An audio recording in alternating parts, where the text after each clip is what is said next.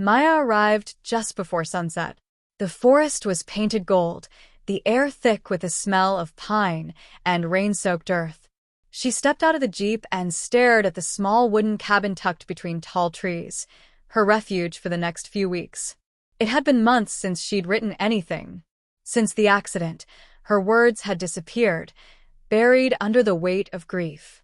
Every page she opened remained blank, like the silence that filled her apartment. Now, the forest seemed to welcome her with quiet understanding. The wind rustled through the leaves like a whisper. "You can rest here." Inside, the cabin was simple: a wooden table, a bed, a fireplace, and shelves filled with old books. She made tea and sat by the window, watching mist drift between the trees. For the first time in a long while, the stillness didn't scare her. That night, as rain began to fall, she felt something loosen inside her chest. Not joy, not yet, but space. Space for air, for breathing. When she finally fell asleep, the sound of rain and the forest blended into one gentle lullaby. The next morning, Maya met Raka, the local ranger. He was a quiet man with kind eyes and a calm presence that seemed to move with the rhythm of the forest. "You're staying in the old rider's cabin," he said, handing her a basket of fruit. "It's a good place. The woods take care of people who listen." She smiled faintly. "I'm not sure I remember how to listen anymore." He chuckled softly.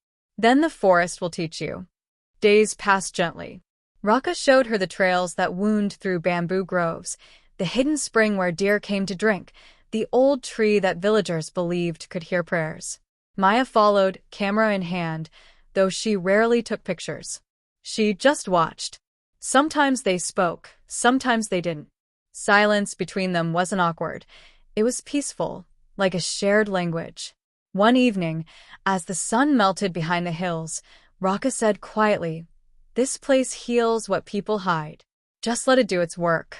Maya didn't answer, but she felt something stir, a small warmth in the cold corner of her heart. On her 5th day, Maya discovered a loose floorboard beneath the cabin's table.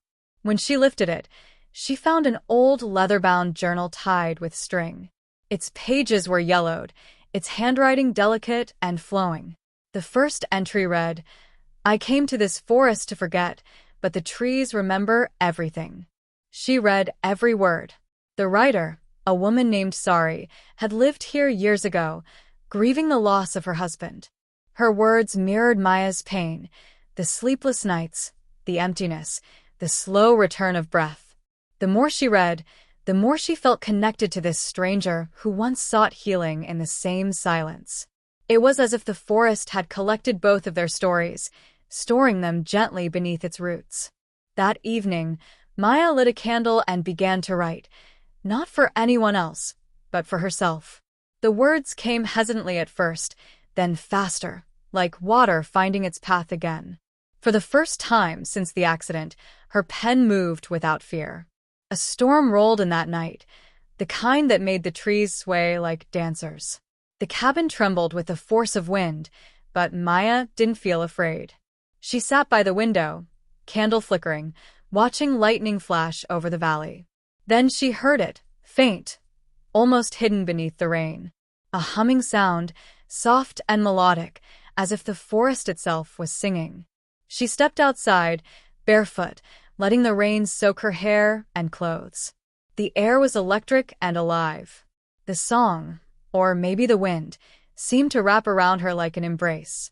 She closed her eyes and whispered, "I miss you," to the darkness. And though no one answered, she felt it, a calmness settling in her chest. Not because the pain was gone, but because it no longer needed to be fought.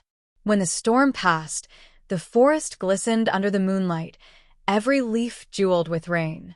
For the first time, Maya smiled, a quiet, genuine smile.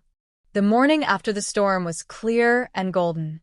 Mist curled through the trees, and the forest smelled fresh and new.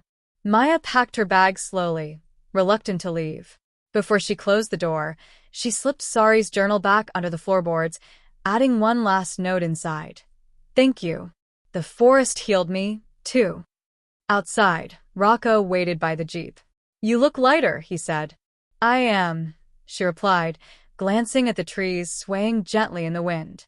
"I think I finally learned how to listen." He smiled. "Then the forest has done its job." As they drove down the winding dirt road, Maya looked back one last time. The cabin grew smaller, swallowed by green, but the peace it had given her stayed. Later, in the city, she would write again. Not stories of pain, but of quiet strength, of trees that remember, and of how the woods can teach the heart to breathe again. And somewhere deep in the forest, beneath the roots and the rain, two stories, hers and Sari's, rested together, gently held by the earth.